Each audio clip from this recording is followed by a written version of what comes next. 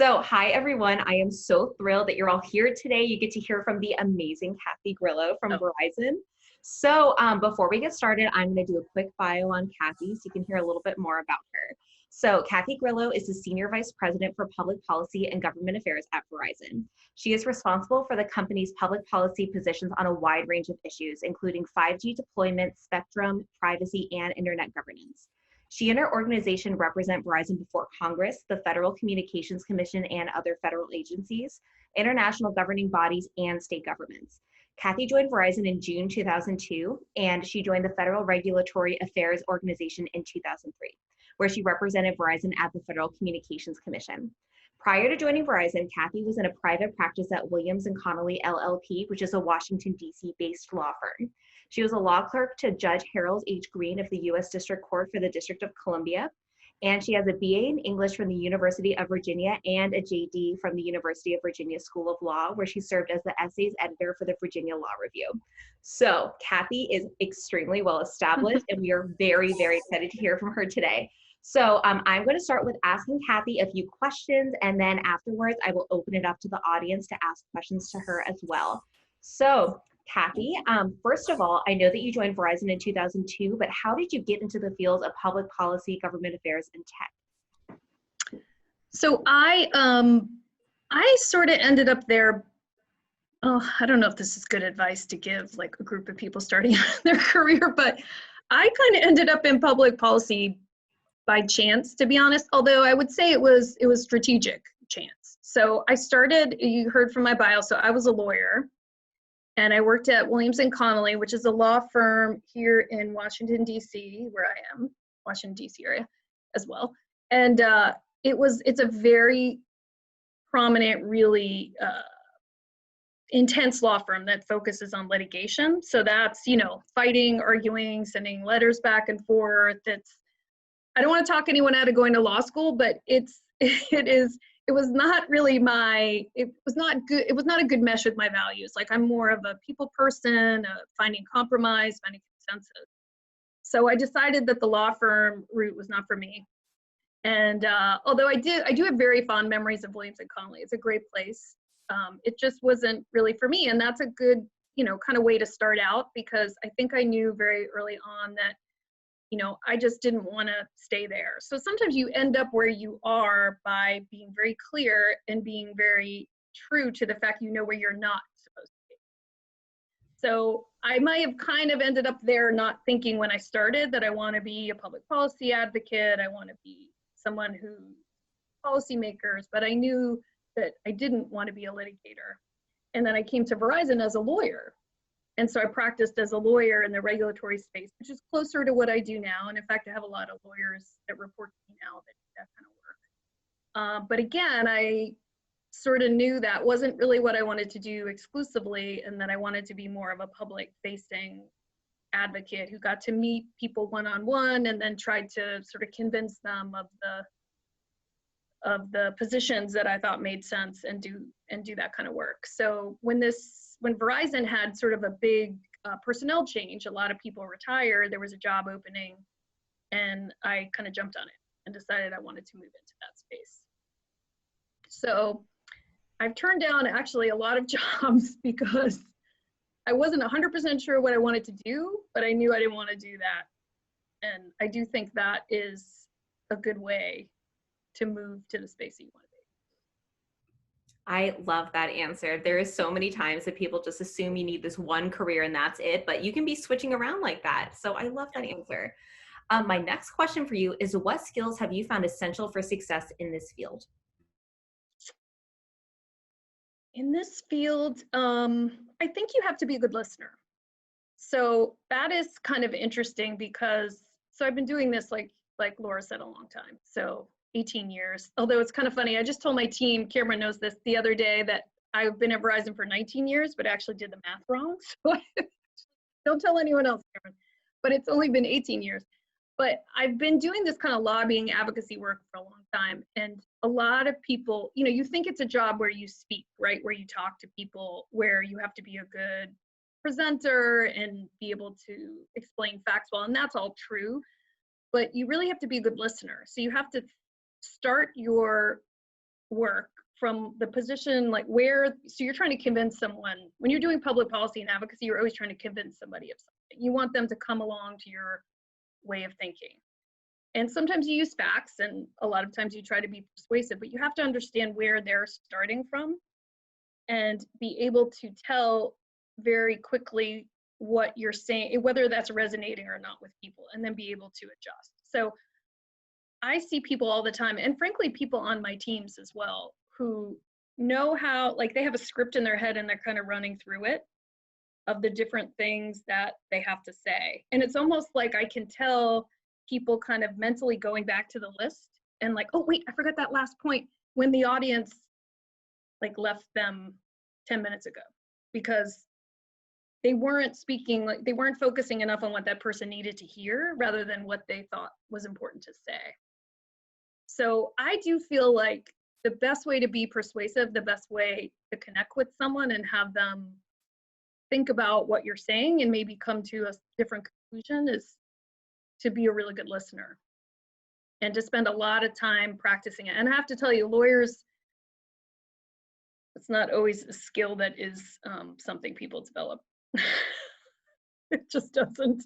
You really have to learn it, and you have to be very intentional about that practice. And you know, I haven't been in a lot of other lines of work, but I have to believe that's the case, frankly, for any job and to be successful. Yeah. Oh, I completely agree. That is hilarious about lawyers. So my next question is, what are some other career paths within this sector, and how are they similar or different to what you do? I think there's actually a lot of them. So there are people that, and it's actually, that's one of the reasons why I love my job so much, because I have kind of components of all of these different things that, you know, in the whole organization that I oversee. But there are people who their job is to be very well versed on the subject matter. So we call them subject matter experts. So they are like our privacy folks. They're very well versed in the law, state and federal law around privacy. And that's basically their job, is to consult and give advice, to consult with and give advice to the business and outside people. But they're, you know, they're not as externally focused. And then there are the folks who their job is to kind of be much more like the actual registered lobbyists who are out there kind of going to Congress and going to the fundraisers and meeting people and raising money and that sort of thing.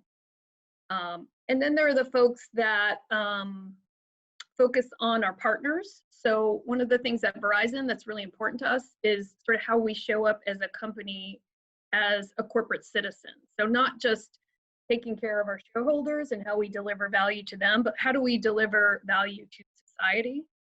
And part of the way that we do that is we have these long-standing relationships with third-party organizations. We call them third parties, not Verizon or the government, but they can really, they cover a huge list of issues and topics. So that could be the National Urban League, the NAACP, the Human Rights Campaign. They can be universities and think tanks, important you know, players in different issues in the states and at the federal level. So we have a whole group of people who work on maintaining those relationships and making sure that Verizon understands the whole, you know, host of partners that we should work with. And that's really important too. That's a big, big part of kind of how at Verizon we advocate, basically. So we kind of have the very straight traditional way that we do things, like everyone does. You know, you have a lobbyist or you have, you know, a filing that you make at the government, but that really was sort of more how things worked, I think 15 or 20 years ago. Today, you know, when you want to convince a policymaker of the merits of your argument, they're going to look at who's showing up and they're going to decide whether they trust you or not. Like, are you a good player? Are you not only looking out for the interests of your company, but are you looking out for the interests of society in general? I used to have a boss that Paul Savory knows very well, named Tom Talkie, and he used to say that, you know, if we come up with good public policy, it's going to be good for Verizon. And that really is an important part of how we sort of do our work. And I think that we are effective for that reason. So a lot of companies still rely a little more on that kind of traditional older model, where you have, lobbyists that kind of roam the halls of Congress and throw the fundraiser, and that's the way that they sort of convince people of their point of view. And we've really moved away from that model more into kind of showing up as Verizon and kind of who we are and who our values are, what our values are. Oh, that is excellent. That is so interesting too about the shift in like how you do things with working with government. Like I wouldn't have even realized that either. Yeah. So speaking of that, so we are in a room filled with current interns, about to go for their first job. So do you have any advice for a new professional that is trying to enter this field? Yeah. And I mean, I guess I should have started maybe by acknowledging the current environment, because I can imagine that it must be like very scary and hard time it's scary and hard for me. And I have this job I've been in for a long time. So just to be in a position where you're starting out now, I know must be difficult. Although I think the other thing I tell myself, which I'm sure you tell yourself too, is it's very temporary, right? Like this isn't going to be the way that we operate forever. But I do think that it is good to just try to reach out, I guess, as much as possible. Like I hope, and I'm encouraged. I know that Chris and you and the Washington Center, it's great how you've kept this program going and in the way that you have, because it's really important to make sure that, people in my position and the industry generally, supports people starting out and tries to make, figure out some way that we can continue to support you as you're starting in your careers. And I guess, one thing, I was talking with someone yesterday who sent this woman who just sent me a LinkedIn request, and we were chatting a little bit, and she's a really very neat, interesting person. Actually, I never would have met her before. And she just reached out to me and said, hey, I'm interested in doing public policy. Is there any chance you have like a half hour and you want to just connect? And so I do think early in I will say, I don't think I did that. It took me a while in my career to get a lot of confidence in what I do, but I think that's good. We're all now you don't kind of have to go to the event that no one else knows about except the 20 people that got invited. In a way, because we're all in the same position and operating by video or by phone, there's like a level playing field almost, in a way that maybe there wasn't before. And so there are opportunities for people that want to just reach out to someone that you admire or you think might be helpful to you. And you just never know. The one thing is, when you do that, you kind of have to recognize that a lot of people probably, unfortunately, in my view, might not say yes, but you can just ask. There's no harm. I don't know anyone that I've ever worked with or for that's been insulted by people reaching out to them, to get advice or to make a connection. If anything, it's flattering. They may not always respond because they're busy or they have something going on in their life. Especially today, you just never know what people are kind of going through in their families or their work. But I don't know. I guess that would be my advice, would be, you don't have to be shy about trying to make connections, and you don't have to go to someone's office, and they don't have to get on the subway or take a taxi or go anywhere. They can just sit in their home and just try to figure out how to squeeze it in their calendar. So Oh yeah, I love that. We are big advocates of informational interviews at the Washington Center. So I am thrilled that that was your advice. We are in complete agreement there. And it's easier now than before. You don't have to show up anywhere. You don't have to worry about even actually what you're wearing or whatever. You can just kind of Exactly. sit behind your computer. Yes, it is. Yeah, very different now. It's more available. So I completely agree. So I'm going to transition into some public policy issue questions. Mm-hmm. So the pace at which technology is advancing is remarkable. And oftentimes it seems like advances in technology are accompanied by privacy challenges. So things like location services, facial recognition, artificial intelligence, especially with things like the recent protests and things of that nature, there's a lot of questions in the air. So generally speaking, how does Verizon think about and approach customer privacy issues? That's a great question. We spend a lot of time on what we call privacy by design. So when we build products or when we offer services, really at the onset of the discussion, we have a privacy expert involved. We actually have a privacy team and we have a human rights team. So they're privacy issues, and then there's sort of issues around kind of human rights type of things, which are different maybe than like how is your data used is kind of a privacy issue, right? So if you use facial recognition technology, who's the person who gets to keep all the records of the face? But a human rights issue is, well, how does facial recognition technology work? And is it disproportionate in terms of, in terms of the race of the person that's identified or the ethnicity? Those are kind of human rights issues. So we have people really who focus on both of those things at the onset of the design and development process. So it's really, really integral to how we design and offer our services. And then we have, a whole team of people that works on our privacy policies, which are the policies that we both distribute to consumers and then we post on our websites that lay out, exactly how we use your data, what your options are. There's certain products where you have to what they call opt in. So if you want us to be able to use your data for whatever the service is, you have to affirmatively say yes before we can do it. And then there are other kind of services or other kinds of data where it's more opt out. So we let you know how we're going to use your data, and then we give you the ability to opt out. So opt in and opt out. And a lot of times, whether something is opt in or opt out is the sensitivity of the data. So if it's health information, if it's financial information, if it's, very sensitive information, it's always opt in at Verizon, whether the law is that the case or not. And then, other things that are less sensitive or opt out. So, in the last 5 years, we've really seen the industry change dramatically as we've moved more towards like artificial intelligence and machine learning, and as data has become such a huge part of, honestly, in some ways, it's like the engine of industries. So if you look at like a Google or a Facebook, even, a Netflix to some extent, or an Amazon, they basically run on data. That's essentially what they do. And so the issues are a lot more complex than they used to be. But at Verizon, like the trust, a big part of our brand and what we focus on is trust. Like, do consumers trust us?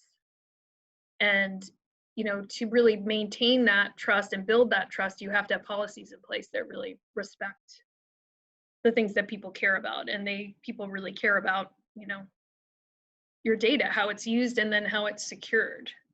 What sort of processes and security provisions you have in place to make sure that it's safe. So yeah, it's a big, big part of what we do and what my organization does. So all of the lawyers that advise the company on these issues actually work for the public policy group. Oh, that is great. Thank you for that. I didn't know really a lot of that information, so that was really insightful for me too. So thinking about elected officials, what do elected officials not understand about Verizon? Yeah, I think that, or I worry, let me put it this way. I worry that a lot of elected officials think, they sort of have a negative connotation of big companies in particular, and that they think that the only thing that matters is, the bottom line, that they don't really care about workers and they don't really care about society. And just having been in what I think is a great company for 18 years, that's not the case. I mean, it doesn't mean that we don't make mistakes, because we do. And it doesn't mean that, we don't care about the bottom line, because we do. I mean, that's what companies do.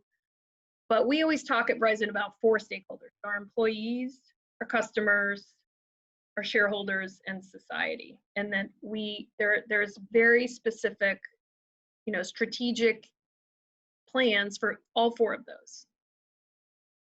So, COVID is a good example. So we have, a large workforce. We have 135,000 employees at Verizon. We have a large workforce that is out in the field, basically. They're either building the network, right, deploying the facilities, or they're going into people's homes to set up like a FiOS internet service or they're working in stores, right, in retail stores, so that people who have problems with their service can come in and have a place, or people who buy prepaid services and use cash, they need to have a person to be able to buy the service from.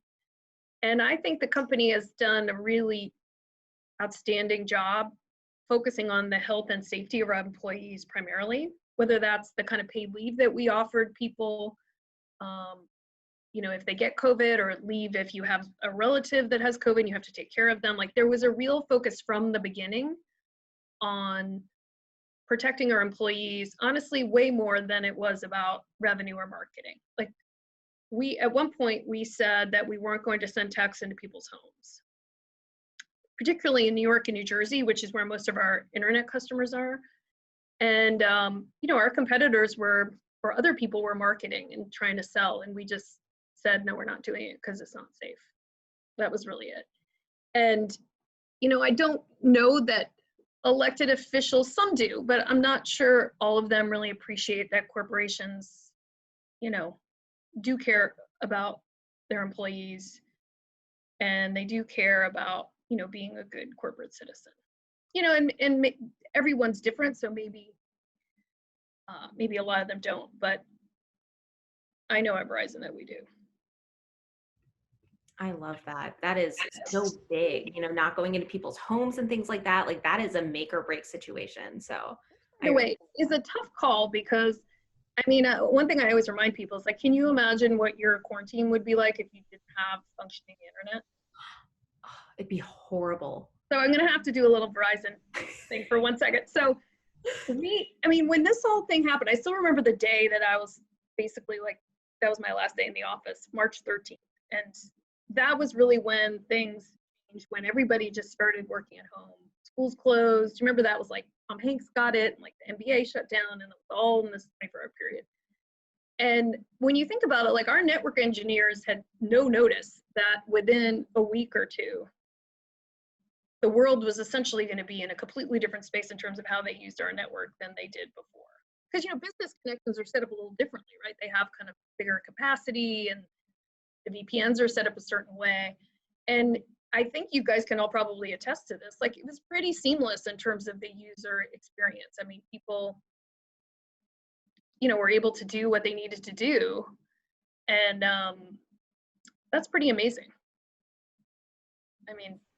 I'm still kind of amazed that they did that. But that was because the network engineers know how to, plan in advance and spent a lot of time thinking about, what if scenarios. Yeah. Oh, absolutely. I think that was an excellent example right there. So in addition, let's talk about societal issues. So the last month or so, like we've been talking about, has really elevated societal challenges in public consciousness. So what role do you see Verizon playing as a member of not just the telecom sector, but as a member of the much larger global society? Yeah, so we've given a lot of thought to this. We've been thinking about this for the last few years and putting, a really specific plan that we could bring to our board and our shareholders and our customers about what we're trying to do in the society at large. But the last few months, as you point out, have kind of crystallized a few things. So one thing we are thinking a lot about is what they call the digital divide. So again, like I just said before, imagine quarantining or trying to do anything without robust home internet access. But there's many people, millions of people in different areas of the country who don't have access to broadband because it's just not built out there, right? It's a rural area or sparsely populated. But then there are a lot of people who don't have access to broadband because it's available, but they can't afford it. It's too expensive. And so this has always been an issue that policymakers have been focused on, but it's certainly one that's gaining much more prominence that we're trying to play a role in, is what are the government policies that should be in place that will make it easier for people to get access to broadband. So government subsidies to help build out networks in areas that don't have that, and then subsidies for consumers who can't afford broadband, whether that's because they're not employed or whether that's because income is below a certain level. And what kind of subsidies should the government put in place to make sure, not just during COVID, but really permanently, that people can benefit from the technology. Because we all know, like, you can't fill out a job application, you can't do homework, you can't write a dissertation. I mean, you can't do the kind of things we want people to be able to do if they don't have a really good, affordable internet access. So that's one issue that we've been thinking a lot about, and thinking about how we can just play a bigger role in going forward. I love that. That is excellent. And I really have been loving having internet. Yeah. I cannot imagine having like no internet or unreliable. It's like embarrassing. It's difficult to work with. Like, yeah. Yeah, and you just can't do anything really. I mean, Yeah. it's most acute, I think, for kids, obviously, because Mhm. I'm sure you've seen all the stories. There's plenty of so many homes that, when the kids were sent home and had to do school from home, they just didn't have access to broadband. So we have a product that, a lower price product that's available for people that are eligible for Lifeline, which is the FCC's subsidy program. But, there's a lot more the government can do with that program to make it more meaningful, I think. Absolutely. Oh, I like that. Okay, so still kind of thinking about the pandemic. So, how has COVID-19 impacted your team and the way it does its job over the past several months? And do you anticipate any sort of institutional changes to public policy work that would require a different skill set from those entering the fields going forward versus, what you thought a few months ago? Like, what's really changing because of the pandemic skill-wise? Oh, that's an interesting question. I mean, certainly the way we do our work is different because we don't, have an office to go to. So one of the things that we did quite a bit is my team and, John Long and Paul and a bunch of other folks on this call, I'm sure have helped, is we would have events. So we would decide, like, what issues do we think need highlighting, whether that's like diversity and inclusion issues, whether that's criminal justice reform and the need for reform there, whether that's about the digital divide or education, or sustainability is another issue that Verizon spent a lot of time on. So we would have different events where we would have guest speakers.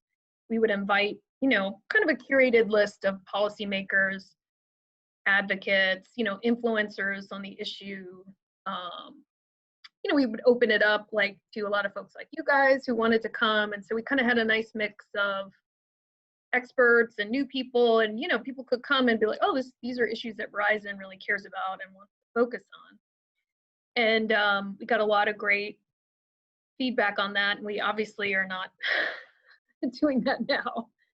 And so we've been trying to do a bunch of events virtually, which I think works. A big question, I mean, to your point about whether it changes the way that we do things going forward, I mean, it certainly changed the way we operate. Will we do more virtual events in the future? Maybe. I don't know. We'll have to see. In some ways, I think this like Zoom virtual experience that we're all having shows us that, yeah, sometimes I don't need to travel for a meeting, or yes, I can get a big group of people together and connect. Like I have about 200 people on my team, and we do these meetings, almost a meeting like this, kind of almost weekly. And at first it was really hard because, like, even right now I'm looking out, like some of you I can see you smile, I can see you react. Some people, which makes sense because you're on video, is doing something else. Some people don't have their camera on, so it's always hard to tell, like, am I connecting with people? Like, for people kind of responding to what I'm saying, and I'm not like, everybody's doing fine, no one has to change anything they're doing, but just from the speaker's perspective, it can be challenging sometimes to feel like, kind of like what I was saying earlier, I'm a listener and I want to pick up on body language and energy in a room. I do a lot of public speaking, and I can always tell, like, are people, kind of responding, or do I need to shift what I'm doing? So the virtualness of a job that is very dependent on interpersonal kind of connection, and whether or not, something is making a big impact in a room. So we had this, like, here's an example. We had this great event last year with this women's organization, and we wanted to focus on women in the military. And what is the experience like for women and women of color in the military? What was that like? So we had a whole lineup of speakers, and I had one of our senior women come to moderate it. And it was around Veterans Day, and it was amazing. I mean, people were crying. It was like this very authentic, vulnerable discussion about, you know, the pros and also just the challenges and the opportunities, but, you know, a lot of the challenges of being a woman in the military. And the whole energy of the audience and all of that was very powerful. Like, we had an event, a reception afterwards, and people could come up to you and you could hear what they had to say about why something was meaningful. And when you have a virtual event, it's harder to do that because you don't have the opportunity to kind of connect after. So it's kind of hard to say, like, back to your question, like in the COVID, you know, in this kind of in-between world, like how much of it is going to change or not. I guess I'm like still holding on to the old way. So I'm like, I don't want it to change that much. I like people, like I miss people. But, you know, maybe we just, you know, maybe I do more one-on-ones with people by video rather than wait until I can show up at their location and meet them in person. Or, you know, maybe there are fewer hearings in Congress where people have to fly in because they can do them virtually. Or, you know, some events that I wasn't always super excited to go to, and now I don't like have to, where I could just do it virtually. I don't have to like go spend 2 hours. It's easier to like say your goodbyes when you're on video. You don't have to make up a good excuse to leave if you don't want to be there. I love that. That is so true. I saw this thing that's like, we're going to see how many meetings actually could have been emails now during this pandemic. And it's really like, it's really making you reimagine, what do you need to meet for, and can you be flexible in that? Yeah. So that's a really good point. And that is good. Like, there are plenty of meetings that I've been to where, you know, you go up to New York for the day, and it's just for an hour meeting. And frankly, you know, environmentally, that's not great either. So I do think hopefully there'll be more awareness of people's time and, you know, what you really need to get a group of people together to do. And when is that like kind of experience of having that personal interaction, when is that necessary? And, you know, if you don't have it, it's going to be lacking. And when can you just, you know, spend more time with your family, or, you know, protect your health better? Here's another thing. I hope we are always going to stay home when we're sick from now on. I mean, I had the worst cold in December, and I remember I even blamed someone on my team because I know I got it from him, because I remember sitting across from him in a meeting and he talked. And hopefully nobody will ever do that anymore, because we're all so used to working, you know, virtually that. So there are, you know, hopefully there are a lot of things, at least in the COVID experience, that we will take away that'll make our work better. Absolutely. There's definitely some pros to what we've adjusted to. So in complete agreement there. So thinking about your leadership. So you've said you've been with Verizon for 18 years. And I suspect that 18 years ago, there probably weren't too many heads of public policy named Kathy at a Fortune 20 company.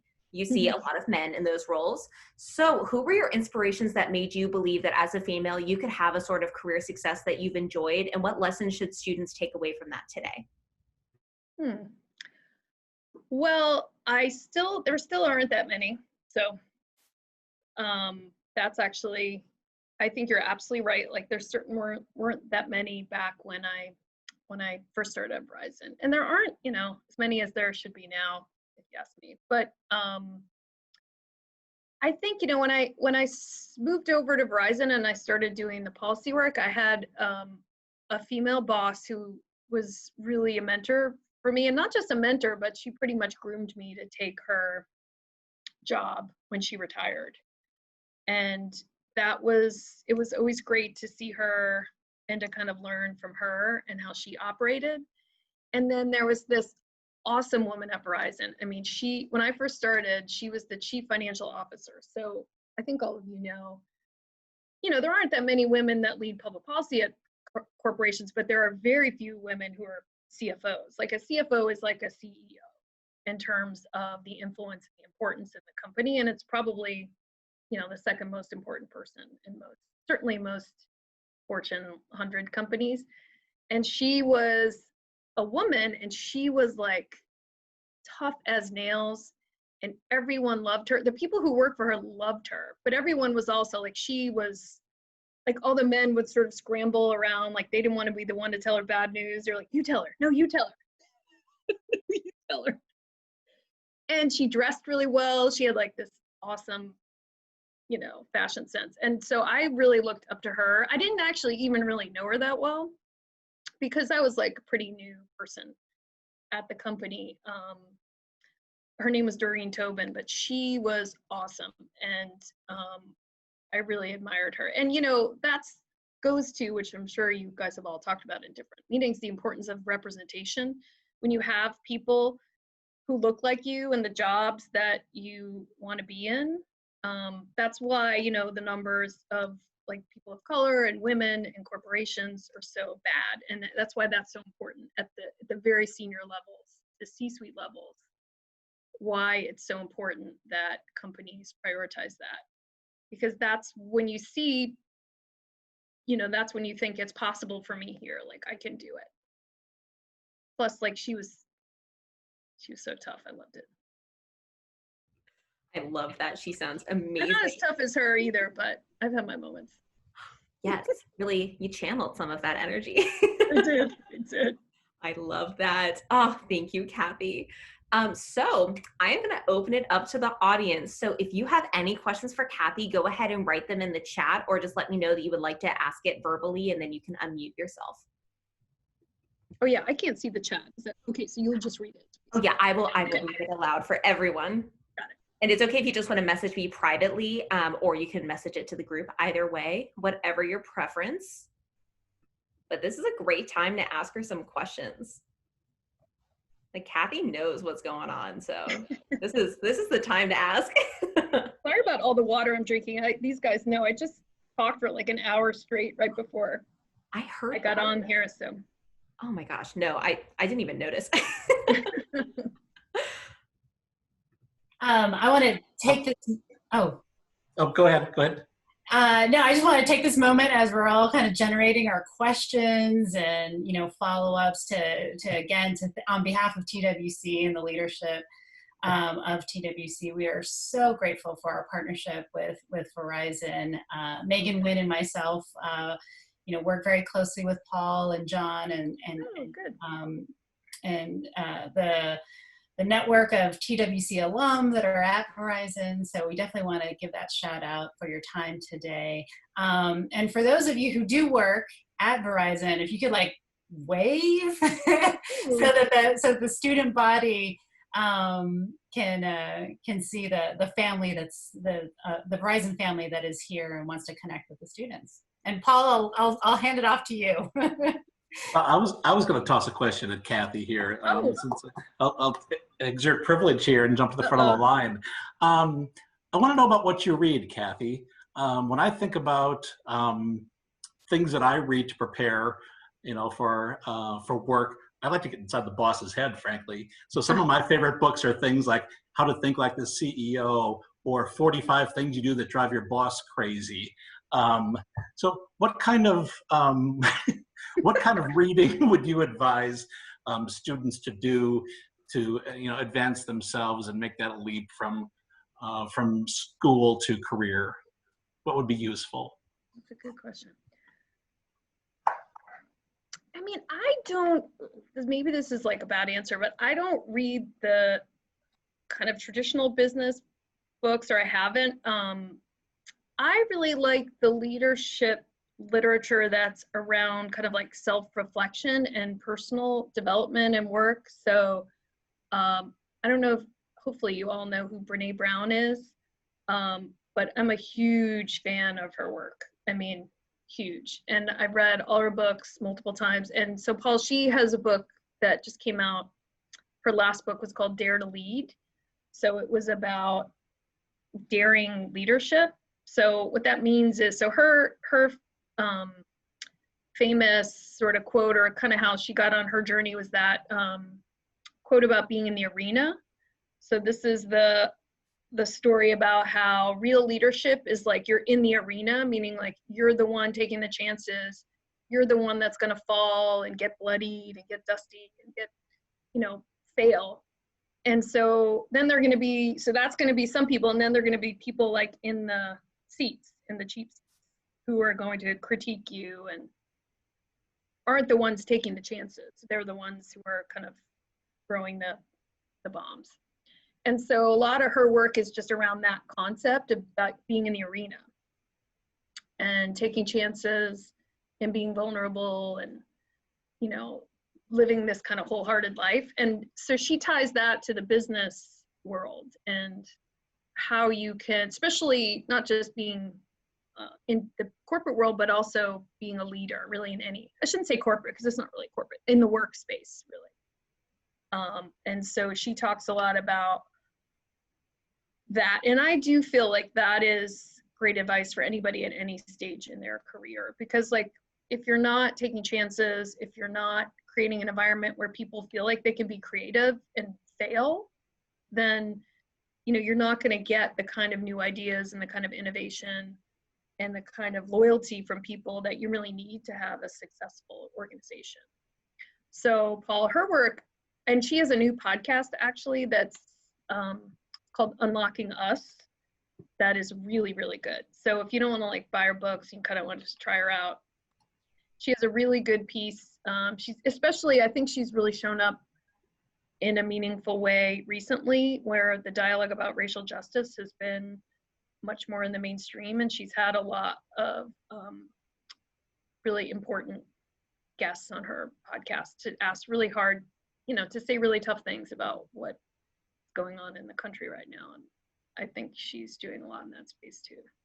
So probably her, I would say. I don't know, my brother's like obsessed with all these business books, and he showed me, I saw him this weekend, he had like 3 of them he wanted me to read.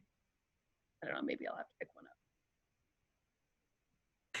Oh, that's great.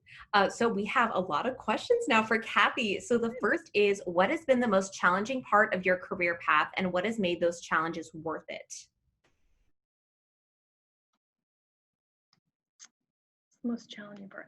I think it's hard sometimes to make decisions about things that are not right for you. So kind of like what I was saying when I started, you know, being offered a job, or, you know, having someone say, hey, I think this is the right path for you, and then you don't think that it is. And you, well, I shouldn't even say you don't think, like, you know that it's not, and then you have to tell them, no, I'm sorry, I'm not going to do this. Or you want to leave a job where people are treating you well, but you just know it's not for you. So it is hard sometimes to just say, you know, I want to do this because this is what I want, as opposed to what somebody else wants for you. And I think that especially when you're starting out in your career, it's hard because, like, you know, big choices are probably scarier because you don't have kind of that life experience of having done it a few times and having it seen how it turned out. So I think like listening to your inner voice and making sure that you're honoring what you really want out of your life is hard. And it is challenging. And, you know, like sometimes you don't kind of do it right, or you have to think again, or you wish you had made a different decision like 5 years ago. But then if you just try to come back to it and make sure that going forward, you're sort of listening to that voice inside of you that knows like what's good for you. I love that. That is just like, I feel like that probably resonated with a lot of us in here, just to really like trust your gut. So I love that. And I will say this, I do feel like, I don't know if this is going to sound like an old person saying this, but like, I do think young people are better now than when I started out at just really being focused on kind of standing up for what's good for them and what's right. And, you know, there's like some, you know, carping in the media about like, sometimes I think people are entitled when they're really just actually standing up for things that are important, whether that's about how people are treated in the workplace, whether that's how, you know, being clear about discrimination, whether that's just deciding I'm not going to do that. I don't want to spend my life doing that.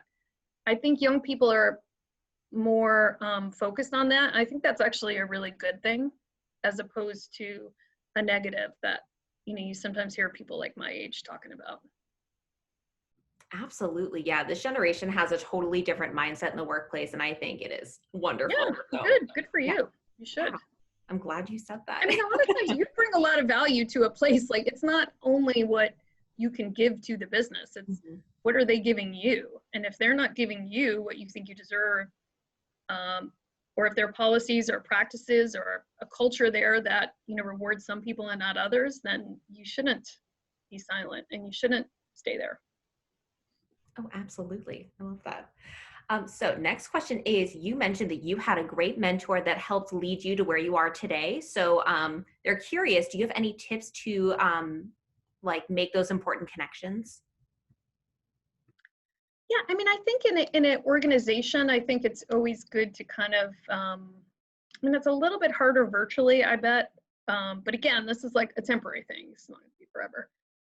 But just who you kind of connect with, like organically in a real way, and then just really asking people for help, like asking people, just being clear, like, hey, I really could use someone in my career who can help me.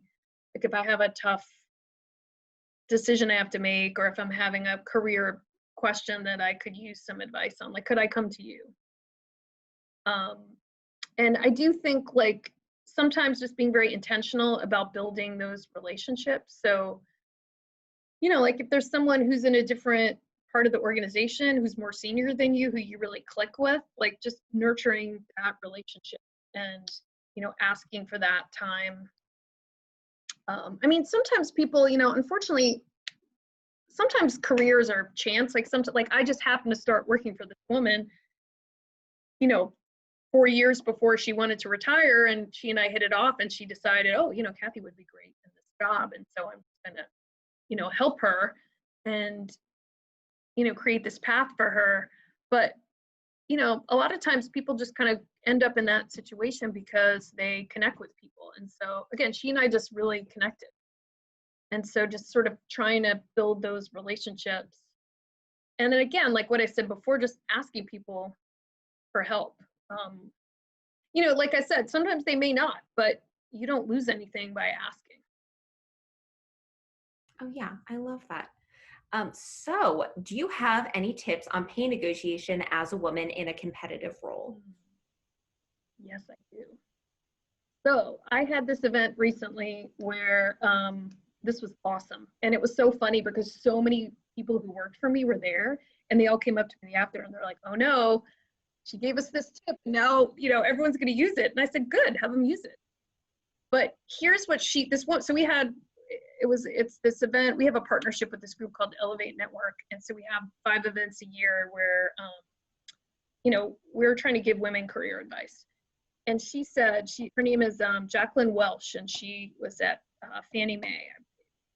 And she said, one thing that you should do is talk to your boss and say, I would like to know where my salary fits in the salary band. So a lot of jobs and organizations, they'll have like a salary band for a particular position, and people will fall within that band. And she said, I would like to know where I fall. This is her advice to people to say, like, I'd like to know where I fall within that salary band, and what do I need to do to get to the top of it. I know, I thought that was great.